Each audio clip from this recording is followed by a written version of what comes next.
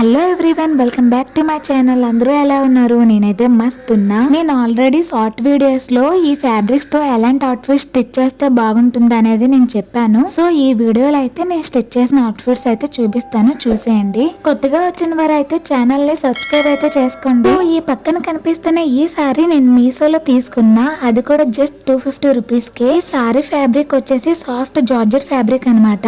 చాలా అంటే చాలా లైట్ వెయిట్ గా ఉంటుంది. ఈ సారీ లింక్ కమ్యూనిటీ పోస్ట్ లో ఉంటుంది, మీకు కావాలంటే వెళ్ళి చెక్ చేయండి. ఈ సారీతో నేను ఇలా అనార్కలి డ్రెస్ లో అయితే స్టిచ్ చేశాను. టోటల్ గా 5 మీటర్స్ సారీ అని మెన్షన్ చేశారు, బట్ ఈ సారీ లెంత్ 4.5 మీటర్స్ ఉంది. సో ఫ్రంట్ నెక్ కి ఇలా రౌండ్ షేప్ లో స్టిచ్ చేసి డ్రెస్ తోనైతే ఇలా డిజైన్ చేసా. అండ్ నా దగ్గర ఉన్న ఈ లేస్ తోనైతే ఫ్రంట్ నెక్ లో అయితే ఇలా స్టిచ్చింగ్ చేసుకున్నా. ఈ లేస్ కూడా నేను చాలా మంత్స్ క్రితం అయితే మీషో నుంచి అయితే తీసుకున్నా. ఈ డ్రెస్ ని కూడా నేను ప్రిన్సెస్ కట్ లోనే స్టిచ్చింగ్ చేశాను. ఈ డ్రెస్ కి ఫస్ట్ నేను ఫుల్ హ్యాండ్ స్టిచ్ చేశాను, బట్ నేను ఎప్పుడు కూడా ఫుల్ హ్యాండ్ డ్రెస్ అనేది వేసుకోలేదు అనమాట. నాకు ఇంకా కంఫర్టబుల్ గా అనిపించలేదు. సో మళ్ళీ 3/4 హ్యాండ్స్ కి అయితే కట్ చేసి స్టిచ్ చేసుకున్నా హ్యాండ్స్ ని. మిగిలిన సారీ మొత్తాన్ని ఇలా చిన్న చిన్న కుచ్చులు పెట్టి అయితే స్టిచ్చింగ్ చేసుకున్నా అనార్కలి టైప్ లో. బ్యాక్ నెక్ కూడా నేను రౌండ్ నెక్ అయితే పెట్టి బ్యాక్ సైడ్ అయితే లట్కన్స్ అనేవి స్టిచ్ చేసుకున్నా. ఈ అవుట్ఫిట్ వేసుకున్నాక ఎలా ఉంటుంది అనేది నేను పక్కన అయితే వీడియోస్ అయితే పెడతాను, చూడండి. మీరు అనుకోవచ్చు ప్రతి డ్రెస్ కి రౌండ్ నెక్ అంటే సింపుల్ గానే స్టిచ్చింగ్ చేసి చూపిస్తున్నావని, కానీ ఈ డ్రెస్సెస్ అని నా కోసం అని నేను స్టిచ్చింగ్ చేసుకున్నా. నాకు వేరే డిజైన్స్ రావని కాదు, నాకు ఇలా సింపుల్ గా ఉంటానే ఇష్టం. అందుకే నా ప్రతి అవుట్ఫిట్స్ కూడా నేను సింపుల్ గానే డిజైన్ చేసుకుంటాను. ఈ అవుట్ఫిట్ కి పై బాడీ పార్ట్ కి అయితే నేను 1/2 మీటర్ కాటన్ లైనింగ్ అయితే యూజ్ చేశాను. కింద బాటమ్ కి అయితే నేను 2 మీటర్స్ క్రేప్ లైనింగ్ యూజ్ చేశాను. ఈ అవుట్ఫిట్ వేసుకున్నాక ఎలా ఉంటుందో చూసారు కదా. ఈ అవుట్ఫిట్ ఆఫీస్ కి, టెంపుల్స్ కి, కాలేజ్ కి డైలీ వేర్ లో వేసుకుంటే చాలా బాగుంటుంది. ఇప్పుడైతే సెకండ్ అవుట్ఫిట్ అయితే చూసేద్దాం రండి. సో ఈ ఫ్యాబ్రిక్ కూడా నేను మీషోలోనే తీసుకున్నా. దీని కాస్ట్ వచ్చేసి 280 రూపీస్ అనమాట.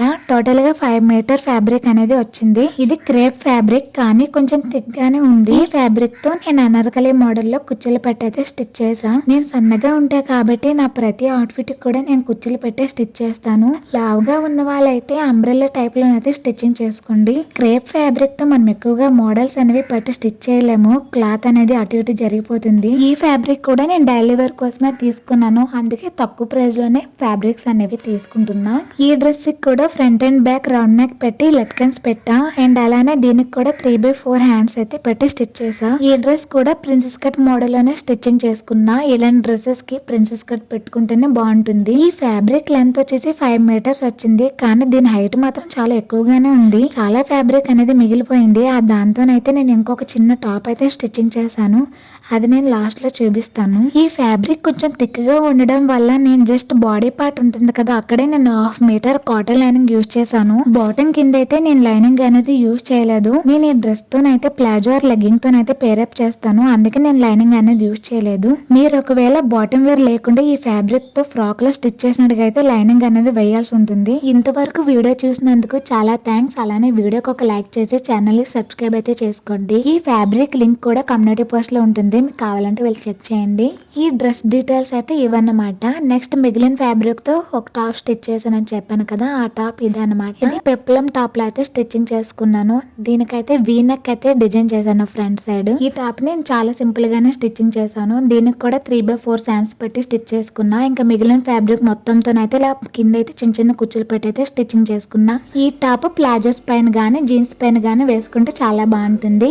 ఇంకా ఈ అవుట్ఫిట్స్ కూడా వేసుకున్నాక ఎలా ఉంటుంది అనేది పక్కనైతే వీడియోస్ పెడతాను, చూసేయండి.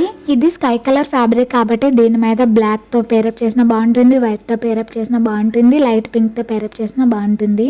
ఈ స్కై కలర్ అవుట్ఫిట్ మీద ఏ కలర్ పేరప్ చేస్తే బాగుంటుంది అనేది కామెంట్ చేసి అయితే చెప్పండి.